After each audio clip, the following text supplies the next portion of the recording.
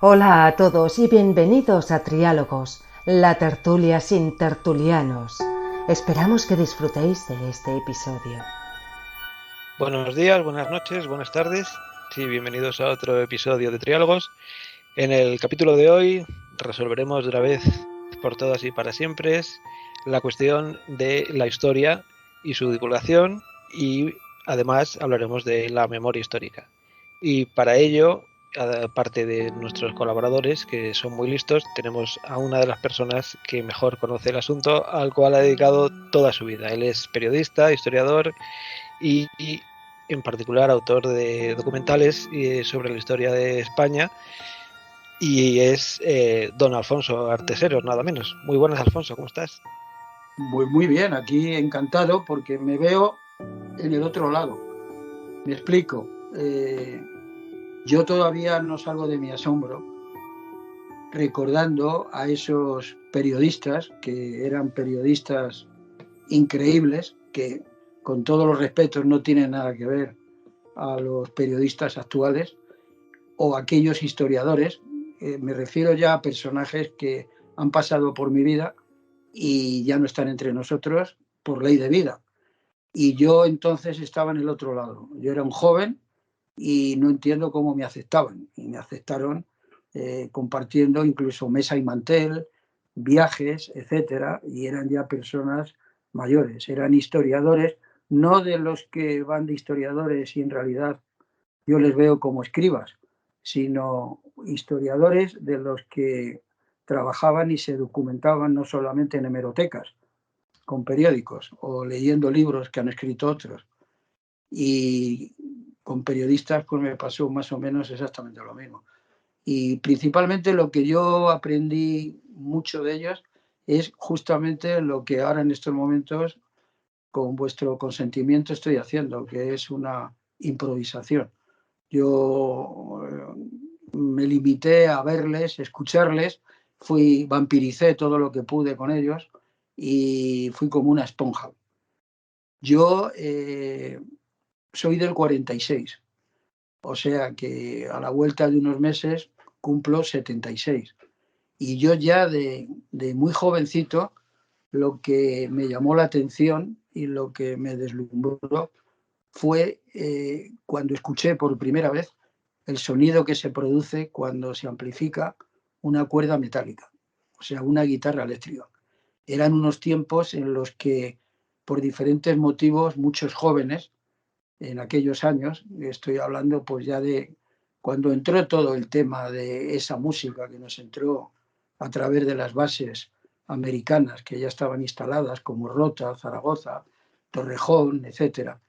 Entonces eran tiempos en los que se escuchaba la radio se escuchaba incluso en tiempos estivales, se abrían las ventanas y por los patios de vecindad y lo que se escuchaba era la copla, de vez en cuando algo de flamenco, los tangos de Carlos Gardel, Antonio Machín, pero no se escuchaba lo que era esos comienzos, esa música que nos llegaba de Estados Unidos, de Inglaterra y de otros puntos, pero ya menos de Europa. Y nos fascinaba. También era algo que se utilizaba, el querer aprender a tocar un instrumento de esos tan novedosos, que era una guitarra eléctrica. Primeramente conseguirla. O sea, a mí me costó mucho trabajo conseguir mi primera guitarra eléctrica y fue que a base de darle el coñazo a mi madre, pues me la compró a plazos y sin que mi padre se enterara. Y después venía lo otro, que era aprender a tocarla, porque todos éramos autodidactas, y luego conseguir juntarte con otros para formar un conjunto. ¿Y qué hacíamos con ese tipo de música y con esas reuniones, los ensayos, y cuando empezábamos a tener actuaciones? Pues dos cosas. Aparte de que ya cada vez que iba pasando el tiempo nos gustaba más, pues lo utilizábamos también pues, como un revulsivo para luchar contra lo estipulado.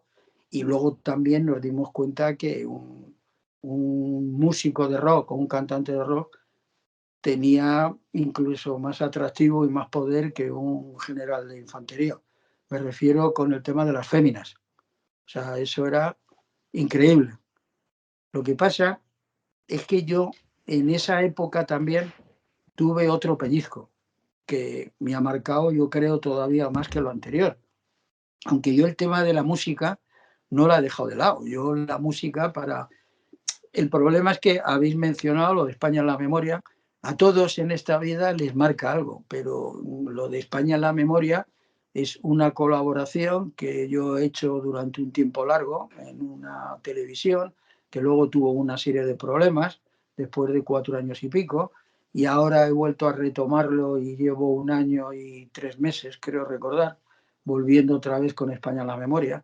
Pero yo fuera de España en la memoria he hecho muchísimas más cosas. He hecho series documentales, documentales sueltos, etcétera, etcétera.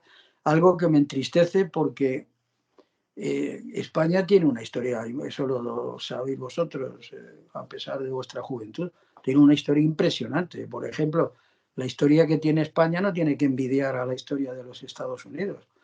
Y los Estados Unidos, imaginaros, han sido, no sé si más benévolos o más inteligentes que nosotros. Han creado una industria que se llama Hollywood.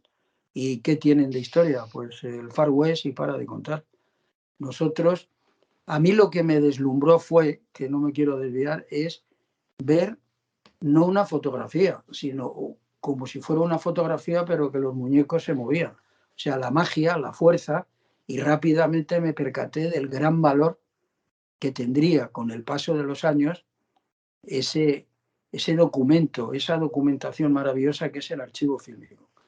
Y entonces, por una serie de circunstancias, yo ya estaba estudiando historia y me quedé anonadado. Y entonces, el paso mío de la música al tema de el documental de contenido histórico y cultural fue antes pasando por algo que era muy novedoso en España, que era el clip musical. Era en una época pues que no existía internet, no existía pues todo lo que de alguna forma ha dañado a la industria fonográfica, que es la piratería, etcétera, etcétera. Y entonces estaba bollante ese negocio. Y aquí empezaron para promocionar la música que se comercializaba en España y que venía de Estados Unidos o de Inglaterra principalmente, se utilizaba unos soportes, unos mensajes comerciales en base de pequeñas historias que eran los clips musicales. Y entonces pues yo eh, fui pionero total en el tema del vídeo y me hice con un equipo de los primeros que aparecieron y luego ya pues con un segundo, con un tercero y empecé a hacer clips musicales. Fui pionero con el tema de los clips musicales. Pero a mí la historia, y por eso estudié historia, me apasionaba la historia y sobre todo pues la historia que yo consideré que era muy interesante porque todavía faltaban años, pero yo pensaba que iba a poder tener vida para vivir eso que parecía que iba a ser algo excepcional, que era el paso de un siglo al comienzo del otro, que se quedó un poco eclipsado, porque recordaréis que se juntó con el final de un milenio y el comienzo del otro.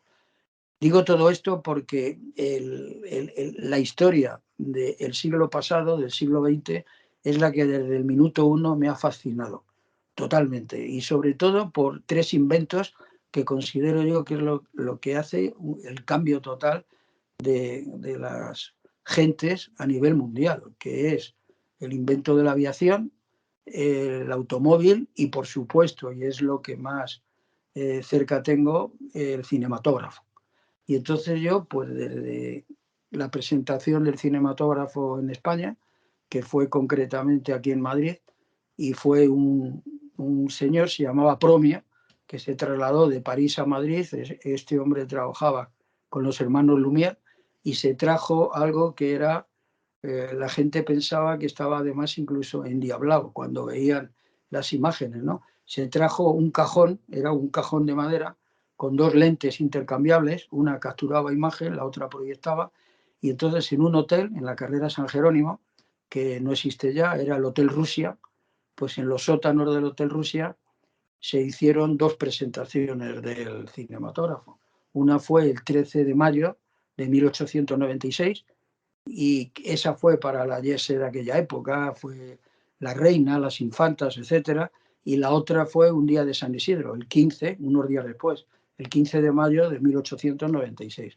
Este hombre traía ya imágenes con las que su intención era presentar esa maravilla que es las imágenes en movimiento, pero él capturó también imágenes con este cajón que os he dicho, con la lente de capturar, y todas esas imágenes las tengo, pues desde la Puerta del Sol, la carga de los lanceros de la Reina, la Puerta Toledo, un montón de temas que se inició ahí. Y entonces, ¿a mí qué me ha pasado? Pues que yo he sido totalmente libre. O sea, yo no he tenido nunca un jefe, ni he trabajado para una empresa, ni para una productora, ni para una televisión, ni para nada. Y a mí me deslumbró tanto el tema este que yo tuve problemas incluso familiares. Y había gente que decían que yo estaba loco, por muchos motivos. Uno de ellos porque no es normal, yo creo que todavía no sigue siendo normal, pero en aquella época, hace 50 años, no os quiero ni contar. O sea, el que alguien se ponga a entrevistar personajes para guardarlo. Cuando a un personaje que es como si ahora mismo lo que estáis grabando conmigo, pues lo vais a meter en un cajón y se verá dentro de medio siglo. No sé si me estoy sabiendo explicar. Y Sí. entonces yo era consciente de que eso había que hacerlo, porque eran personajes que no es que sospechaba que iba a suceder, es que ha sido una realidad. O sea, que de esos exactamente, que es lo único que tengo ordenado y clasificado, porque tengo un archivo que ni yo mismo sé lo que tengo, y además tengo archivos de terceras personas que han depositado en mí, imaginaros el fregado que tengo. Pero personajes entrevistados por mí, exactamente 8.216 personajes, de los que, no os exagero, de esos 8.000 y pico, pues igual no están entre nosotros 6.000 y algo. O sea que yo era el primero que decía, a este Rafael Alberti hay que entrevistarle, a este Serrano Suñer hay que entrevistarle. Cuando tuve la ocasión de poder trasladarme conduciendo el coche, cruzándome Europa y llegar a Múnich y a las afueras de Múnich a entrevistar a Rudolf Vicis, que no le consiguió entrevistar ni la CNN ni la BBC, que es el que estuvo con un almirante Canaris preparando Félix para tomar Gibraltar, pues yo me fui. Y no solamente me fui hasta las afueras de Múnich a entrevistar a Rudolf Vicis, sino que es que yo ya aprendí de uno de mis maestros, no os he dicho nombres, Tico Medina, que nos dejó el año pasado, cuando me dijo Tico, Alfonso, ¿qué te parece? Porque lo podemos conseguir. Tú pones el coche y nos vamos tranquilamente y tal, al sur de Francia, era como un castillo, a visitar y a ver si podemos ver a Pablo Ruiz Picasso. Y yo le dije, venga, vamos. Y fuimos, y yo aprendí de él, que no me quiero desviar, el que yo lo único que hacía es, como he dicho antes, esponja. O sea, ver y luego a lo mejor copiar, perfeccionándolo o a lo mejor jodiéndolo más. Y entonces este hombre llevaba chorizos y vino español. Y me acuerdo cuando llegamos que tocábamos el timbre de la puerta y allí no nos abría nadie. Y al cabo de 10 minutos o así, se abre un ventanal grande con una reja por delante y yo estaba alucinando porque así, entre los barrotes y tal, pues distinguí que era Picasso. Y Tico, que yo por la forma que le habló, pienso que ya le conocía. Y le dijo, don Pablo, soy Tico Medina de España y vengo aquí con un jovencísimo colega que tal y que cual. Dice, y le traemos chorizos y vino de España. Y fue impresionante. Tengo grabada la imagen y veis cómo asoman los brazos entre los barrotes y dice, traer para acá, trinca los chorizos, trinca el vino, se mete, cierra el ventanal. Cuando llegábamos fuera, que no nos abría nadie, como 20 minutos, yo le decía, Tico, vámonos, que no va a abrir, ¿qué tal? Y al final tenía claro Tico Medina que iba a abrir, abrió y estuvimos más de 3 horas con Pablo Ruiz Picasso. Pues vuelvo a lo de Rudolf Vicis. Yo llevaba jamón ibérico de bellota, de Lazo, que es una maravilla, en Cortejana, lo llevaba al vacío, y mantecaditos de la estepa. Y a Rudolf Vicis se lo di cuando ya le había hecho una entrevista. Yo estaba ya bastante satisfecho, pero no me imaginaba lo que me esperaba después. Y es que cuando yo pensé, y el que iba conmigo, que me estaba ayudando a traducir, porque yo no tengo ni idea de alemán, estábamos ya cargando en mi coche el trípode, los focos, bueno, unos equipos que no tienen nada que ver con lo que hay ahora. O sea, no tienen nada que ver con lo que hay ahora. Porque yo empecé con las primeras cámaras. Me acuerdo que había un importador de cámaras, se llama, no sé si seguirá existiendo, Moncada y Lorenzo, que era el que empezó a importar esas cámaras a Televisión Española cuando se produjo el reciclaje, que era pasar de cine a vídeo. Y eran las cámaras Ikegami. Esas cámaras costaban lo que pesaban. Pesaban 8 kilos, que me provocaron los principios de una hernia discal entre la cuarta y la quinta vértebra, pero es que con esa cámara no hacías nada, porque necesitabas luego un magnetoscopio. Solía ser unos con un carro que era de pulgada, y luego, maravilla, apareció el 3/4 de pulgada, el Lumatic alta banda. Eso era impresionante. Yo me hice con una cámara de esas y con un portátil. Luego ya se fue renovando todo y ya lo que era un lujo era una cámara Sony, que era un camcorder, que ya no tenían ni que llevar ayudantes si querías, porque es que le dabas a un botón, se abría, iba a la cámara, iba incorporado el habitáculo para meter la cinta y apareció el Betacam, etcétera, etcétera.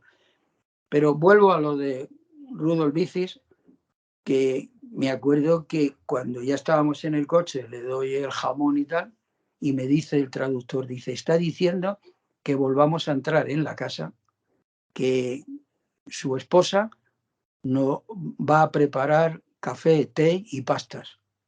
Dice, y que traigáis el equipo otra vez. Bueno, eso fue increíble. A partir de ahí yo lo utilicé, sobre todo cuando iba al extranjero. Cuando me fui, por ejemplo, a Roma a entrevistar al almirante Notari, que es el que creó los Mayali, los cerdos, que eran esos mini submarinos que iban cabalgados, que operaron en Malta, en el puerto de Alejandría y en la bahía de Algeciras, y no os imagináis, con ese artilugio, los barcos, estoy hablando de un periodo de la Guerra Mundial, o sea, de cuando teníamos todo ese tinglao ahí en de los Pirineos, que aquí en España solamente se escribieron páginas de espionaje, algún intento de sabotaje impresionante, lo tengo todo desarrollado, y se creó la División Azul, nada más. Si nos remontamos al 14, esto se lo he contado yo a políticos de los de ahora. O sea, antes incluso, me acuerdo que estuve en el Congreso el 6 de diciembre del 19, que era la fiesta de la Constitución, y la primera, la Batet, bueno, y todos iban, y digo, todos, porque para mí ya todos son iguales. Yo hace 36 años hice un documental sobre Manuel Jiménez Fernández y me lo censuraron. Y ahí es cuando me di cuenta que esto no era una democracia ni un Estado de Derecho. 36 años, ¿eh? Y yo no lo digo, mira, yo es que os veo tan jóvenes que me estoy acordando de cuando yo estaba en el otro lado, con Si Antonio te parece, Alfonso, Rolán. vamos a aprovechar ahora que nos has mencionado y voy a decir los nombres de todos los colaboradores que estamos hoy contigo y vamos a darle la oportunidad de que te hagan alguna pregunta. Porque veo que si no, nos vas a contar la historia de España de un tirón. No, creo que os estaba contando la mía. Sí. La historia de España, no la mía. Sí, bueno, de un superviviente y un luchador, que el único problema que tengo ahora mismo, porque ya todo me da igual, es qué va a pasar con el archivo. Me da mucha pena. Muy bien, pues ahora seguro que alguna pregunta te hacemos sobre esto. Pues está, como siempre, Gonzalo G. Carrascal. ¿Cómo estás, Gonzalo? Con el micrófono cerrado, ahora abierto. Como de costumbre, así es. ¿Qué tal? Buenas tardes, gracias a todos y especialmente a nuestro invitado, don Alfonso Arteseros. Muchas gracias por tu presencia, porque por supuesto nos honra y engrandece esta casa. Así que muchas gracias de antemano y vamos directos a ello. Y también en Madrid, Juan Elías. Buenos días, buenas tardes y buenas noches a nuestros oyentes y muy buenas tardes y un abrazo especial a nuestro invitado de hoy. Muy bien, y desde Bogotá, Colombia, recuperándose de la picadura de las arañas tropicales, José Carlos Cámara. Hola a todos, queridos compañeros y creciente número de oyentes. Bienvenido, Alfonso. Con gran riesgo para nuestras vidas, si es necesario, vamos a hablar de todo lo que hay ahí detrás vamos a recuperar esa memoria. Bueno, pues a ver, de todo lo que ya nos ha ido comentando Alfonso, o si teníais pensado algo que te conozcáis de él o que tengáis curiosidad, vamos a intentar sonsacarle con cosas directas, que por lo que vemos Alfonso es como un cajón de cerezas que tira de una y va llevando de una cosa a otra. Es A como ver, una tela de Gonzalo, araña en la memoria. Gonzalo, empiezas tú. Bueno, yo preguntaría a Alfonso en primer lugar, ¿cuánto hay de cierto y cuánto hay de falso en el relato político que habitamos, a juzgar por tu experiencia y conocimiento? Y a partir de ello yo te preguntaría justamente, a juicio de un músico como tú, ¿España tiene ritmo? ¿Está desafinada? ¿A qué suena España? Bueno, ahora mismo España, y yo creo que la música en general es lo único que tiene ritmo. Es chimpún, chimpún, chimpún. O sea, la melodía que había, y no ya en mi época, en los 60 o 70, sino la maravillosa música de los 80 y de los 90, eso parece que se acaba. Es solamente ritmo. Eso en cuanto a la música. En cuanto al otro que me has preguntado, pues La letra es ahora la que te pregunto. ¿Cuánto hay de cierto y cuánto de falso en la letra? en la letra, pues bueno, estamos en una grandísima y generalizada manipulación que os puedo decir. O sea, yo antes de que viniera esto, que para mí esto es un arma de destrucción masiva, yo me acuerdo de aquella reunión de esos 4 mandatarios en las Azores, y que se proponían ir a por las armas de destrucción masiva a Irak, y a las pocas horas se llegó a lanzar hasta Napal, como en el Vietnam, sobre siempre la sufrida población civil que no tiene nada que ver ni sabe lo que se le avecina. Pues antes de que viniera esto, yo ya me percataba de que estamos en medio de un pulso entre Oriente y Occidente. Y en esta ocasión España no se va a librar, como en el 14, que en el 14 nos quedamos única y exclusivamente como granero de los beligerantes. Y en el 40, con una terrible guerra mundial europea allí en los Pirineos, por lo que he contado antes. O sea, solamente se hizo la división azul, algún tipo de colaboracionismo, espionajes y ya está. ¿Y qué es lo que veo yo? Pues justamente predomina la mentira a la verdad. El tema, yo lo percibo que no todo el mundo que tiene el mismo aspecto que los 5 que estamos ahora aquí en línea, 2 ojos, una boca, una nariz y 2 orejas, el aspecto puede ser exactamente el mismo de la especie a la que pertenecemos, el ser humano, ¿no? Pero muchos con ese mismo aspecto encierran verdaderas alimañas. ¿Y qué es lo que considero yo? Pues que las cosas están cambiando y van a cambiar a muchísimo, a muchísimo. Verdaderamente, los que mueven los hilitos no tienen rostro, porque son los que controlan los medios, controlan todo, hasta seguramente que controlan este medio, para mí tan novedoso como es Internet, las redes sociales, etcétera. Porque la manipulación que hay también en este medio es impresionante, no solamente en las televisiones convencionales o en las plataformas estas que ahora parece que la gente, y es lógico, ven mucho esas plataformas, porque claro, si a ti te interesa ver algo que está programado a 1 hora, todo eso yo creo que va a acabar extinguiéndose. No te van a programar tus horas de ocio. Tú hay algo que está colgado y dices, lo voy a ver, pero lo voy a ver cuando yo pueda o cuando me apetezca. Es muy triste. Yo Es verdad, a lo que me he dedicado he vivido mucho, porque antes os he comentado lo de las entrevistas, pero es que yo he llegado a cogerme un avión. Entonces era Barajas, no existía ni Adolfo Suárez, que luego yo le traté y le conocí bastante, de irme de Madrid a Los Ángeles, en California, allí en el aeropuerto tirarme 4 o 5 horas esperando para coger otro vuelo e irme a Auckland, la capital de Nueva Zelanda, simplemente para ver un archivo, imágenes, negociar y traerme esas imágenes porque tenían que ver con mi país, que es España.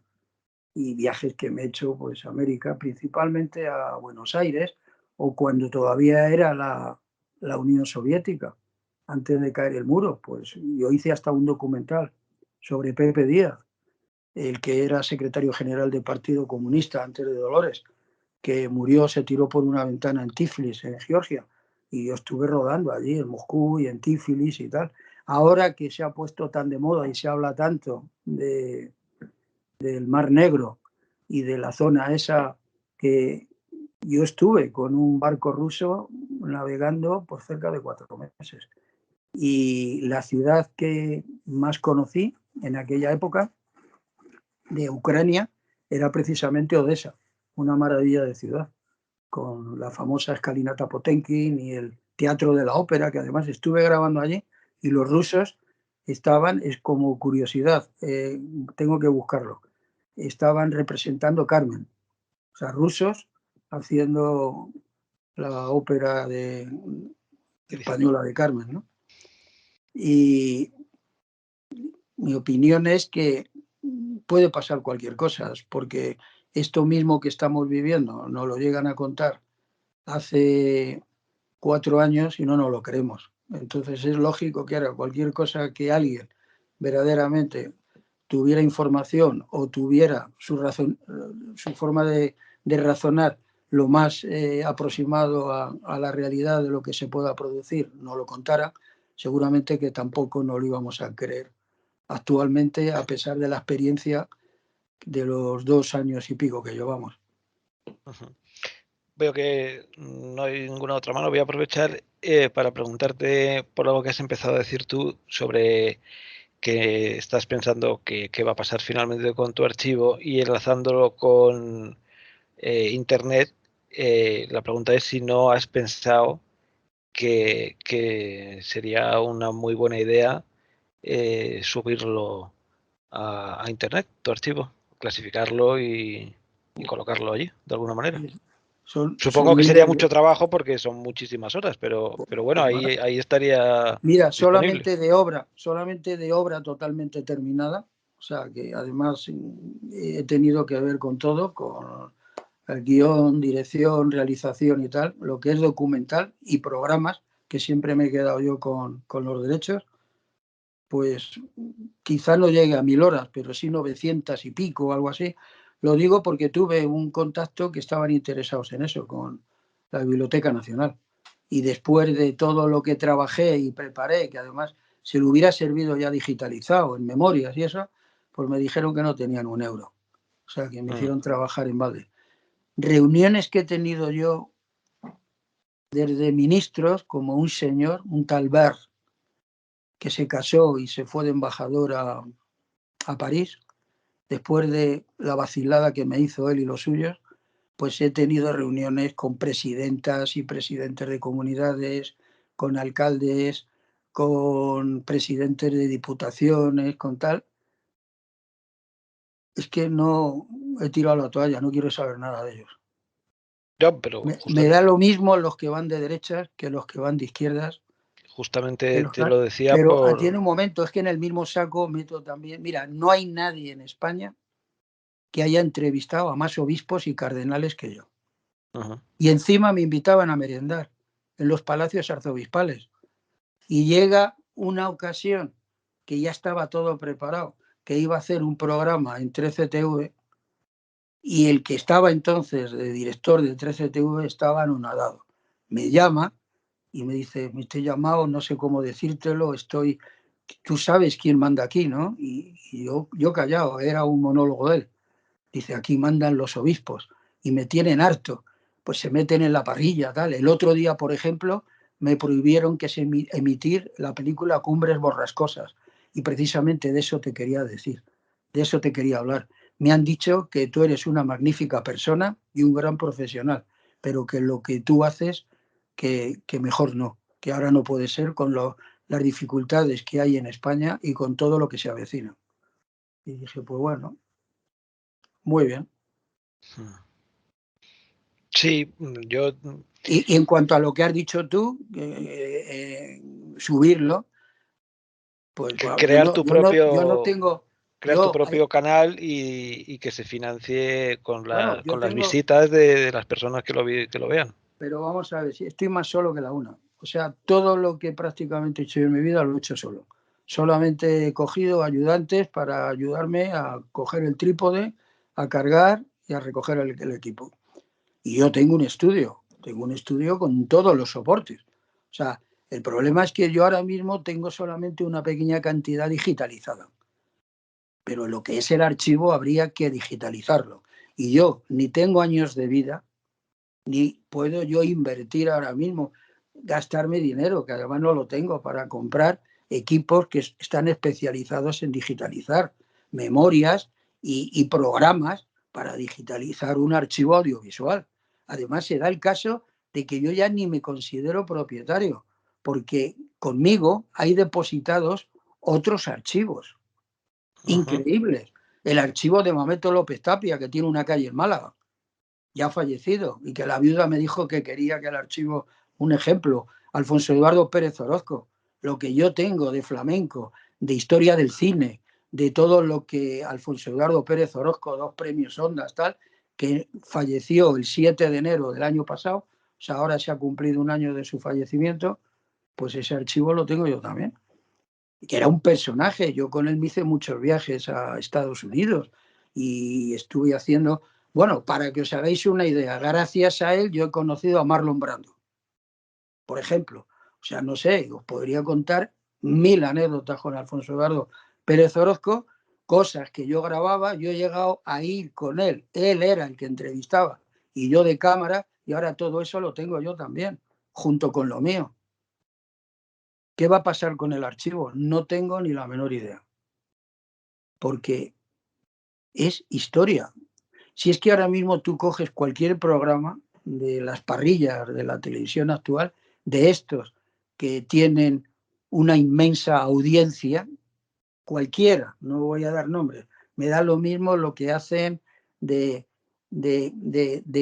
tratar de que el espectador se sienta menos desgraciado de lo que se siente, y entonces lo que está viendo es las miserias de los demás y cómo los mismos que participan en esos programas se increpan, se insultan, se denuncian y tal, o esos programas de concursos o de cocina o de las islas o de tal. De acuerdo, eso a lo mejor tiene más audiencias que un programa que yo pueda realizar. Pero dentro de 80 años, las generaciones, ya no que están por nacer, que están por engendrar todavía, le pones un programa de esos y le pones un documental o un programa de los míos y vaya diferencia. Eso otro, pues vale, fue una cosa que hicieron nuestros bisabuelos y que se reían mucho. Pero esto otro es que es historia, es cultura, es un gran libro. Es un gran libro que en vez de tener que abrir páginas y estar leyéndolo, es que te lo están leyendo con unos textos, con un off, y encima están interviniendo personajes que vivieron y que fueron protagonistas o testigos de los hechos que configuran esa historia que se está desarrollando, y encima con archivo procedente de archivos de los 5 continentes. Bueno, y todo eso está depositado en mí, y yo no sé qué va a pasar con eso. Es que no tengo ni idea. Bueno. Y vamos, tendría que tener ya una leve idea de qué va a pasar con eso, porque vosotros sabéis cómo está cayendo ahora mismo. Vamos, o sea, a mí yo todos los días me estoy enterando de cómo van cayendo amigos, menos amigos, conocidos, compañeros de la época de la música, de esto, del otro, o sea, todo el mundo va cayendo. Que os voy a decir una cosa, me alegro.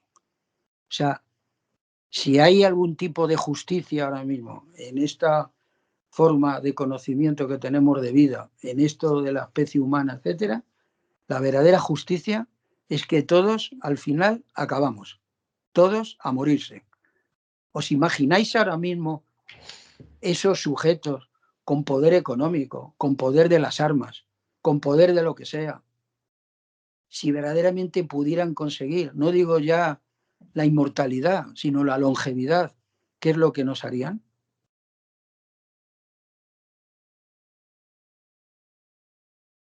Bien. No, yo no prefiero no imaginármelo. Ahora sí que Mejor. tenemos manos levantadas. Está Juan y después José Carlos. Antes han mencionado un documental que le prohibieron hace 30 y tantos años. ¿Nos puede explicar un poco más ese caso y otros similares de los que se haya sentido censurado? Bueno, se haya sentido o haya sido de hecho censurado. Sí, me he sentido al 100%. Lo que pasa es que nunca, fijaros bien, nunca ha sido un tema directo. Este fue el más directo, el que os he contado del canal, el medio de comunicación que controla la Conferencia Episcopal, el 13TV, que estaba ya preparado, vamos, el director, además yo le invité a que él junto conmigo diseñáramos el tipo de televisión. Además, era un programa que era como el padre Peyton, que vosotros no vivíais y que promulgaba lo de rezar el rosario en familia. Era un programa para verlo en familia. Iba a haber ido los domingos antes de uno que se llamaba La Marimorena. Esa fue lo más directo porque entonces el que estaba, que ya no está de director en ese canal, pues me dijo lo que me dijo, no lo voy a repetir. Luego esto de Manuel Jiménez Fernández, que además en cuanto al tema de Manuel Jiménez Fernández, os tengo que comentar que yo estos programas no los veo y los conozco y les respeto igual que ellos a mí, los conocemos mucho, los que están en las mesas y son opinadores, son comentaristas de los temas de actualidad, pronostican, hablan y tal, que se ve claramente, yo veo claramente que los que ponen las sillas en esas tertulias son los propios partidos políticos. Y me hace gracia cuando muchos de estos opinadores hablan de la transición. Y si les preguntas que quién fue Manuel Jiménez Fernández, pues no tienen ni idea. No tienen ni idea.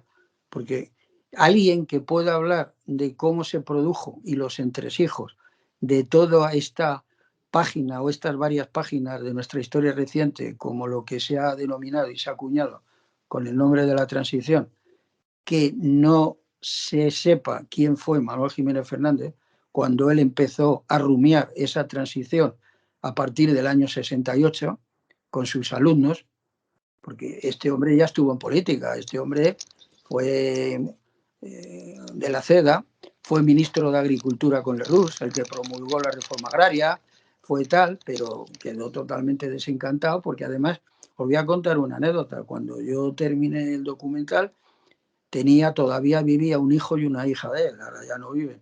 Y yo trabajé, entre otros muchos fondos y con mi archivo y las entrevistas a los personajes que yo realicé, algunos ya fallecidos, que fueron alumnos de él, pues la hija, el archivo era impresionante lo que tenía, o sea, se carteaba con todo el mundo, se carteaba hasta con Alfonso XIII en el exilio y con Azaña antes de su muerte y con un montón de personajes de la política, de todo, y además era un personaje que estaba muy informado, tenía como una emisora de radio y oía la Pirenaica y oía emisoras de fuera y tal.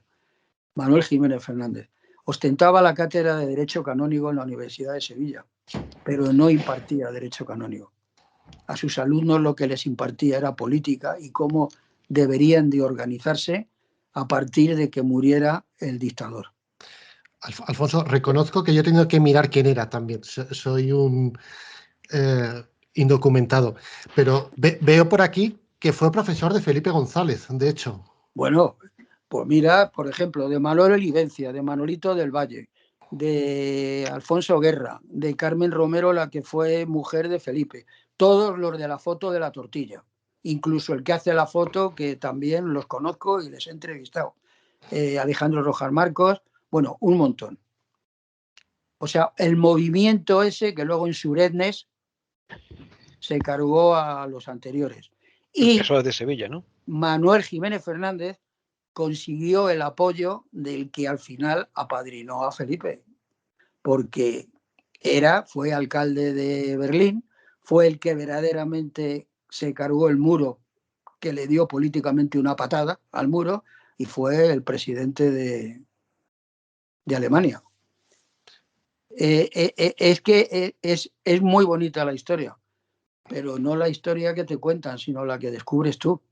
Y ahora mismo en estos momentos, muchos que se consideran que cuentan historia, lo único que hacen es lo que he dicho al principio de esta conexión, leen periódicos, que figuraros, si tú te vas a documentar con periódicos, que es lo que hay en una hemeroteca, tendrás que leerte periódicos de los de un lado o los del otro, porque yo he echado vistazos a periódicos de cuando la guerra de Cuba y ya manipulaban.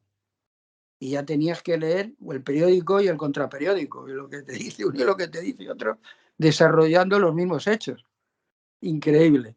La guerra de Cuba empezó con la manipulación de la prensa. Es que iba a decir algo que me he ido.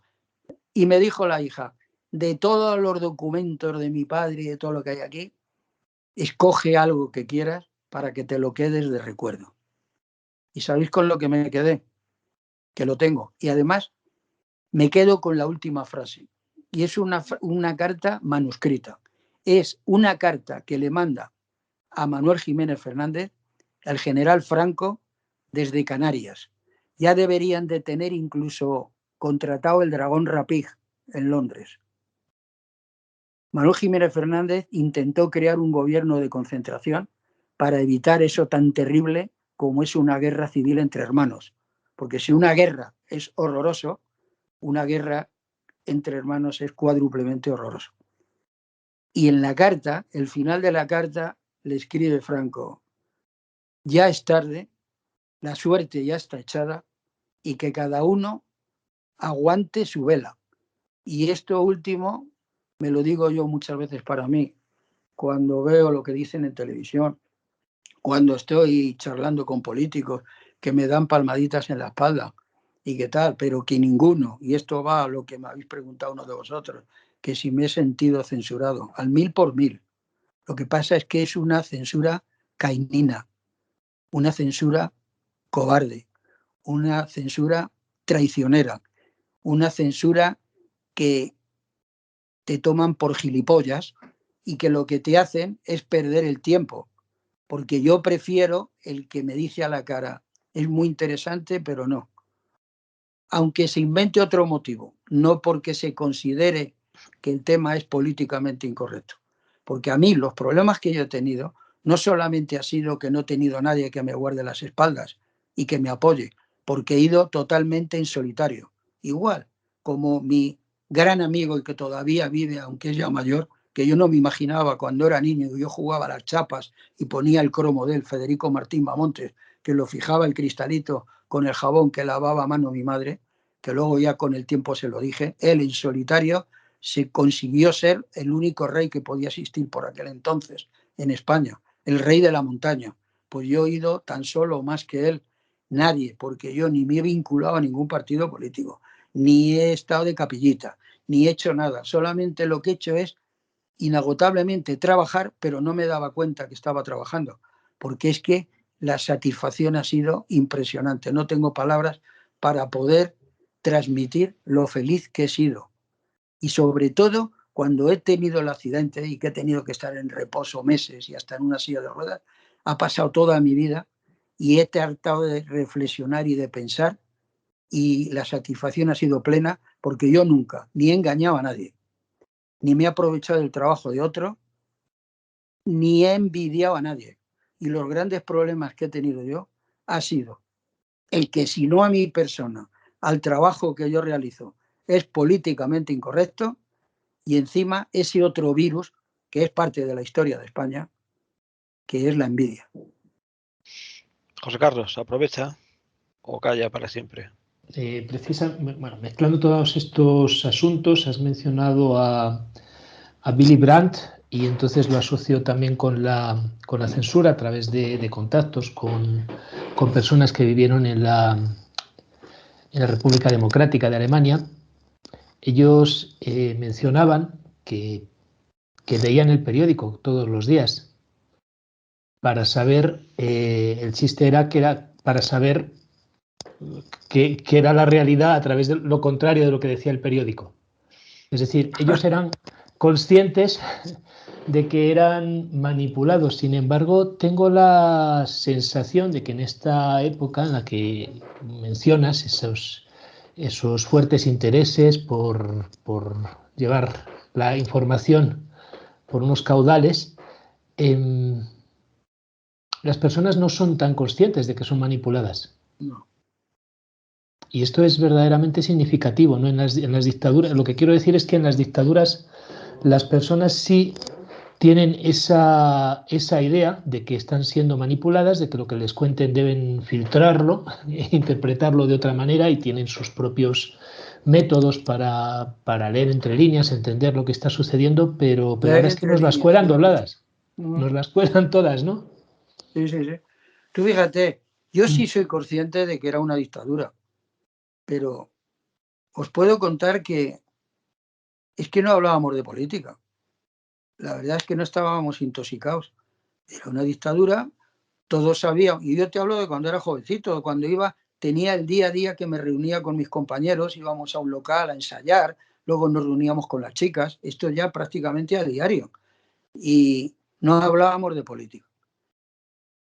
Sabíamos que había un señor, que era un general, que vivía en un palacio en El Pardo, y no nos acordábamos. ¿Sabes cuándo nos acordábamos de Franco? Cuando íbamos al cine y lo veíamos en el Nodo. Pero ¿qué ocurría? Que terminaba el Nodo, empezaba la película y ya nos habíamos olvidado, ya nos metíamos en la película. Nos interesaba ver, pues eso, a Brigitte Bardot, a Sofía Loren, a Claudia Cardinale, y por supuesto a la que casi para mí personalmente ya quisiera yo. A mí me han preguntado muchas veces que a quién me hubiera gustado haber conocido, haber podido entrevistar, y lo tengo claro, dos personajes, Marilyn Monroe y el doctor Fleming, el inventor de la penicilina. Éramos muy felices. Sería una dictadura, pero no estábamos intoxicados con la política. Y pasaba y transcurrían los años, y luego llegaba un momento que el que quería ir a la universidad iba y estudiaba, y el que quería trabajar, pues podía trabajar de aprendiz en un taller de mecánico, de botones en un hotel, en un banco, podía trabajar en la tienda de comestibles de la esquina, o podía aprender un oficio yendo a las universidades laborales. Y cuando estabas trabajando, yo lo veía, no te despedían, eras tú el que te despedías. Cruzabas la acera y te ibas a trabajar a otra empresa de la acera de enfrente. Y reconozco que era una dictadura. Yo se lo he dicho a la hija antes de morir, que estuve yo con ella la última vez 7 meses antes, y al nieto, que incluso ha estado conmigo en una España en la memoria. Y yo les he dicho, cuando vivía tu abuelo, yo no era franquista. Y después tampoco. Para mí tu abuelo es solamente, única y exclusivamente historia. Historia de España. Ahora, que no te quepa la menor duda, Francis, que yo con mi trabajo he hecho mucho más por la memoria y por la labor social que hubo cuando vivía tu abuelo, que todos los que te están dando palmaditas en la espalda todos los días. Y me dieron la razón. Yo voy a aprovechar algo que comenté al principio, y lo que quiero saber es simplemente tu opinión, y es todo este engendro moderno que se llama, de entrada ya el nombre es un ardid dialéctico, que es esta expresión de memoria histórica. Hay que decir que memoria histórica es una expresión incorrecta, porque no puede existir. Si es memoria, no es histórica, porque la memoria es subjetiva y es individual, y la historia se pretende que sea lo contrario. Pero justamente el haberlo mezclado en la misma expresión ya da a entender esa intención, que no es otra que reescribir la historia para usarla en beneficio del que la está reescribiendo. Esa es mi opinión. Y ahora me gustaría conocer la tuya. Yo voy a hacer una puntualización, con vuestro permiso, antes de todo lo que pueda decir a continuación. Yo ni me considero más listo, ni tampoco más inteligente que nadie, que además son dos cosas muy diferentes, porque a un personaje súper inteligente y que a lo mejor le han otorgado el premio Nobel, llega un listo y le hace el tocomocho. Yo creo que tengo bastante lógica, o por lo menos lo miro de esa manera. Es la lógica lo que me dice los años que cumplo y que no he parado, porque para mí yo es que no he parado, no he tenido diferencia de un día entre semana, un sábado y un domingo. He estado siempre haciendo lo que me gusta, que ha sido esto. Y no he parado. Yo pienso que esto está abocado a que quieren crear un gran rebaño donde nos quieren igualar a todos por abajo, y ese rebaño va a estar custodiado y controlado por los pastores, que son los políticos, y luego están esos poquitos que ahora están divididos, unos están en Oriente y otros en Occidente, que son los jefes de los pastores. Fijaros bien que hasta ahora, con este experimento que llevamos padeciendo 2 años, serán alimañas o todo lo que sea, los que maquinan y lo que están haciendo todo esto. Pero menudo éxito que han tenido. 4 cosas han conseguido, sin derribar un edificio, sin esquilmar los campos, sigue floreciendo el trigo, sin cargarse laboratorios, qué importante es, está al unísono con la fabricación de armas, industrias, sin que esté ardiendo un pozo petrolífero, que se tardaba a veces hasta 1 año para apagarlo, y han conseguido 4 cosas. Un tanteo con éxito, poder diezmar la población, y creo que lo pueden hasta controlar, por el lado que quieran, por arriba, por abajo, por la derecha, por la izquierda, crear, desestabilizar gobiernos de los 5 continentes, cargarse las economías de medio mundo y ya, por si faltara poco, dividir a las sociedades. Con esto, por ejemplo, de lo de negacionistas, no negacionistas, tal. Menudo éxito. Hombre, yo estoy sorprendido con lo de Odessa. Digo Odessa porque es lo que más conozco de la zona. ¿Cómo puede acabar eso? Pero yo he considerado en los últimos años que el que piense que un conflicto bélico nuevamente va a ser con tanques, aviones o pildorazos como lo de Hiroshima y Nagasaki está muy equivocado. Eso fue el siglo pasado. Fíjate, ya llevamos consumido más de 21 años de este siglo, ¿no? No tengo ni idea, o sea, no me puede, sé que algo va a pasar porque la situación que tenemos ahora mismo, y no solamente ya España ni Europa, sino a nivel mundial, esta situación se ve que algo va a suceder, que algo va a pasar y que va a cambiar totalmente. A mí me da mucha pena cuando veo niños y niñas que están aprendiendo a andar, que van en el cochecito con los papás. Bueno, a mí ya es que no me da solamente pena las generaciones que están por nacer, sino las que están por engendrar, como he dicho antes, porque es imprevisible lo que pueda todavía ocurrir y lo que tengamos que ver, sufrir y padecer. Esto es lo que hay y claro que sí, todo es más mentira que verdad, es una grandísima manipulación. El que pilla una silla y un trabajo para comunicar, de comunicador, de lo que sea, pues es consciente el primero de que es la voz de su amo.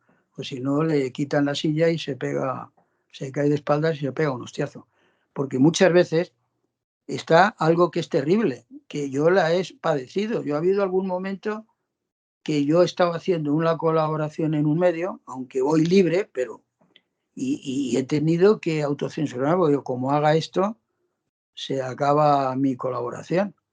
Y imagínate que tienes que pensar, jolín, que tengo que pagar la hipoteca de mi casa y el colegio de mis hijos, que seguramente muchos de los que estáis viendo y escuchando ahora mismo tienen hijos en edad escolar y tienen todavía que pagar la hipoteca de su casa.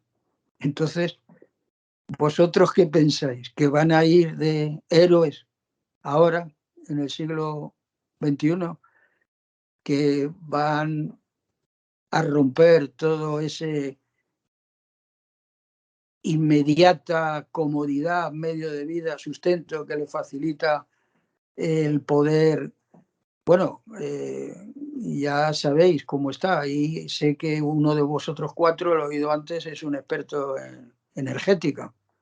Es apasionante, la energía es apasionante, lo que depara el futuro con el tema energético y cómo utilizan también la energía para manipularnos. Muy bien, pues la última pregunta va a ser para Gonzalo. Vamos a intentar que sea un poco rápido porque nos hemos pasado de tiempo. Y después, pues, hacemos nuestra última reflexión y dejamos que Alfonso nos despida. A ver, Gonzalo. Bueno, Alfonso, sabiendo siempre que la vida es una empresa ética, yo preguntaría, en un país en el que, como bien dices, no hay una búsqueda de intentar mantener un cierto grado de reserva o de respeto por el recuerdo, por la memoria, por el registro, en un país en el que los catedráticos temen por el día de su muerte, por saber qué pasarán con sus bibliotecas, al igual que dices precisamente y nos participas de tu temor de cuál será el destino de ese bagaje de biblioteca que tienes, que como bien dices no es solamente tuyo, sino que además tú eres el partícipe y el recolector de muchos otros tantos, en un país en el que se trata tan mal a sus hijos. Quedémonos con lo positivo. ¿Cuál es el más grande español? Sabiendo que siempre es odioso, ¿cuál sería la persona que más alto sentido del respeto de ser español te ha dado en tu tiempo a la hora de haber podido conocer en tus 8.000 entrevistas a diferentes personajes? Mira, para empezar tengo que deciros que yo ahora mismo, sin distinguir ideologías políticas, dedicación, etcétera, yo les guardo un agradecimiento y un respeto a todos impresionante. O sea, yo, ¿qué te puedo decir? O sea, para mí, el que me dedicara su tiempo y sus días, Lola Flores o Juanito Navarro, a Fernando Arbés de los Brincos o a Girón de Velasco o a Serrano Suñer, como he dicho antes, o Manuel Fraga o Santiago Carrillo o tal, es que yo iba, me costó mucho trabajo las primeras entrevistas, pero luego resulta que muchos personajes, por haber entrevistado a esos personajes, tenía acceso a otros. Era como lo que yo escuchaba cuando era pequeño a mis mayores en el tema económico, que decían lo complicado es reunir el primer millón de pesetas o los dos primeros, pero si eso una vez lo consigues y lo sabes manejar, ya es muy fácil seguir consiguiendo más cantidades, ¿no? Yo no puedo decir que... Yo tengo recuerdos impresionantes de muchos personajes y muchos, pues eso, muy españoles y muy talentosos, con un talento y una inteligencia que me superaba la mía con creces. Pero no puedo hacer distinción de unos con otros porque todos me parecen increíbles y siempre que me entero de que uno ya ha fallecido, me voy al archivo, saco las cintas, los brutos de cámara de diferentes soportes, de diferentes cámaras que han ido desfilando por mis manos, lo pongo, lo empiezo a ver y a escuchar y acabo llorando. Acabo llorando. Tengo ahora mismo las emociones a flor de piel. ¿Y qué es lo otro que me habéis preguntado? No, era el sentido de la más honda impresión y cuál era el valor que puedes definir como el más elevado que ha tenido un español en tu presencia, que hayas dicho por capacidad, por inteligencia, por destreza, por genialidad. ¿Cuál es el valor que crees que en lo más excelso el español brilla? Es que te vuelvo a repetir, es muy complicado porque, por ejemplo, Serrano Suñer, yo tuve con él muchísimos encuentros, pero encuentros que no iba solo y que iba con la cámara unas 10 veces en los últimos 10 años de su vida. Y era un personaje, por ejemplo, que me impresionó tanto en el tema de lo elegante que era en la palabra, lo importante e interesante de lo que decía y cómo lo decía, muy elegante. Era un comunicador de los que ya no existen, que un día cogí y le dije a mi mujer, quiero que lo conozcas, y la llevé y tuvimos una larga reunión en la biblioteca. Mira, yo he estado cantidad de veces intentando negociar que se hicieran cargo del archivo para digitalizarlo con gente joven, y he sido un torpe, un ignorante, porque luego reflexioné y he dicho, o sea, que estoy hablando con sujetos que verdaderamente lo que quisieran es destruir el archivo o parte del archivo. Y, o sea, yo iba a los enemigos del archivo a que me ayudaran a salvarlo. Es que muchas veces cuando te entusiasma la actividad que tienes, no ves el mal que te rodea. Bueno, se nos acabó el tiempo para más preguntas. Vamos a dedicarte una pequeña frase de cada uno y después dejamos que tú tengas la última palabra. José Carlos, tu minuto de gloria. Dinos algo. Me he pillado de improviso, ¿eh? Pero bueno, voy a salir airoso. Pues bueno, en definitiva, muchísimas gracias, Alfonso, por tus relatos, por inquietarnos, ¿no? Que eso es lo más interesante que nos aportan los invitados que acuden al programa, ¿no? Que nos revuelven algo por dentro y nos dejan pensando, ¿verdad? Y sobre precisamente todos esos personajes que estás representando, ¿no? Ahora mismo esos más de 8.000 personajes que has entrevistado y una llamada para despertar, ¿no? Para que efectivamente tomemos toda la información que nos llega, que cada vez es más abundante, ¿no? Y que precisamente eso es lo que nos confunde y nos hace creer que estamos informados y sepamos preguntarnos todos si es cierto, si hay alguna duda razonable que nos podamos plantear. Muy bien, pues queda dicho. Y Gonzalo, tu minuto de gloria. Pues se reduce a sencillamente y nada más nada menos que un muchas gracias, Alfonso. De verdad que por tu labor durante todos estos años de tu vida para recolectar esta memoria, este recuerdo, creo que es algo que en términos colectivos debemos poner en valor, que con independencia de cualquier tipo de lectura política que se quieran hacer con las piezas de un puzzle, hay que saber que es necesario tener las piezas de ese puzzle y tú eres quien nos los has proporcionado y nos has mantenido y nos has dado la oportunidad de poder tener ese recuerdo y ese testimonio. Así que en términos individuales y que en términos colectivos no podemos hacer otra cosa sino darte las gracias, Alfonso. Muy bien, y Juan, mientras sigue con el salvapantallas puesto pensando en quién era ese presidente del Ateneo, déjalo y pasa al minuto de gloria. Luego haré como hace cualquier persona solvente intelectualmente hoy por hoy, lo miraré en Wikipedia. Muchas gracias, me sumo al agradecimiento de Gonzalo, le deseo suerte con el archivo y nada, es un gusto y por favor vuelva pronto, esta es su casa. Bueno, y yo por mi parte, antes de que Alfonso tenga la última palabra, por supuesto le doy también las gracias por acompañarnos en esta pequeña charla que va a quedar en nuestro pequeño archivo para siempre en Internet, y dentro de un tiempo se podrá seguir escuchando las palabras de Alfonso. Aprovecho para volver a dejarle caer esa idea que la madure cuando él quiera, y es que las personas pasan, pero los documentos y la historia tienen que permanecer, y como él ha demostrado durante toda su vida que es un francotirador y un emprendedor y una persona que no se achica ante las dificultades de las empresas periodísticas, que son todas miserables y mezquinas y se sirven de las personas, pero luego no les apoyan cuando lo necesitan, me permito volver a dejarle la idea de que su archivo por sí solo llamaría la atención o en una web propia o en el mismo YouTube, y además se autofinanciaría con las cientos de miles de visitas que iría teniendo cuando él pudiera hacerlo. Y dicho esto, le dejamos que él nos diga lo que quiera y con eso terminamos. Bueno, ¿qué os voy a decir? Os estoy muy agradecido. Estoy a punto de que me pueda emocionar.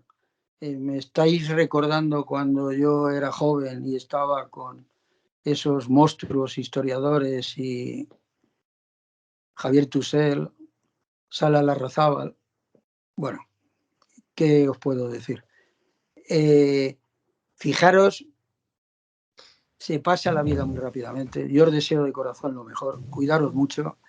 Estaba ahora viendo, porque tengo paredes por ahí, reconocimientos he tenido muchos, con decoraciones militares. Estoy viendo un disco de oro, una antena de oro, diplomas, de todo, pero lo que más ilusión me hizo fue cuando me nombraron Gran Viario de Honor, que era cuando el centenario de la Gran Vía, porque yo nací con asistencia de comadrona en un piso cerca de la Plaza España, y para mí la Gran Vía era el lugar como una prolongación de mi domicilio. Y allí descubrí el valor de la amistad, el sexo, la pandilla de chicos y chicas. Allí es donde conocí yo a Felipe González, porque la oficina de los Pop Tours la teníamos en el edificio Santo Domingo, en la planta 9, número 7, y él en la planta 9, pero otro número, era abogados laboralistas que estaban conspirando contra Franco. Y nosotros por las noches, como teníamos en la oficina un tocadiscos y bebida, nos subíamos con chicas de JJ y tal. Y él un día, estando yo en Moncloa, él siendo presidente, decía: este es uno de los culpables de que una noche viniera la policía y nos detuvieran a Ñáñez y a mí. Pero yo es que en esa Gran Vía yo he paseado con Orson Welles, le he conocido, con Elton John, pero es que yo he estado una vez desde las 6 de la tarde hasta las 2 de la madrugada con George Harrison. Tengo las fotos y tengo todo, que le llevé a ver flamenco a Torres Bermejas, al lado de la Gran Vía. ¿Qué os puedo decir? He sido muy feliz. He sido muy feliz. Y muchas veces ahora, recordándolo, vuelvo a ser feliz. Lo que pasa es que me emociono más que antes. Entonces, no sabía lo que era emocionarse. No era consciente de lo que estaba viviendo. Era consciente en una parte importante, que os lo voy a explicar. Ahora todo el mundo lleva una cámara de fotos o de vídeo, llevan móviles, lleva de todo. Pero yo hace 40 años, yo era consciente de que si iba a estar con Collins,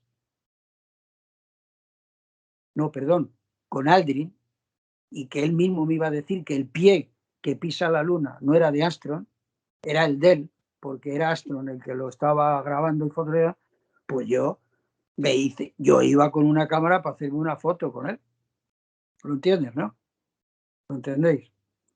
Entonces yo ahora es que es toda mi vida una anécdota. Puedo contar anécdotas, pero claro, no es lo mismo que alguien te cuente algo, porque yo he descubierto también que yo he estado con personajes que ya tenían cierta edad.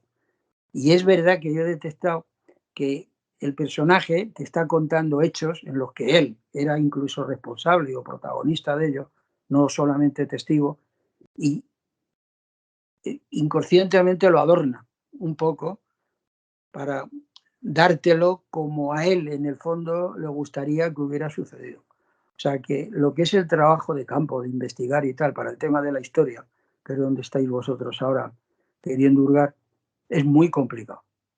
Es muy complicado, porque a mí no me extrañaría que en algún tema muy delicado algún personaje me lo haya adornado.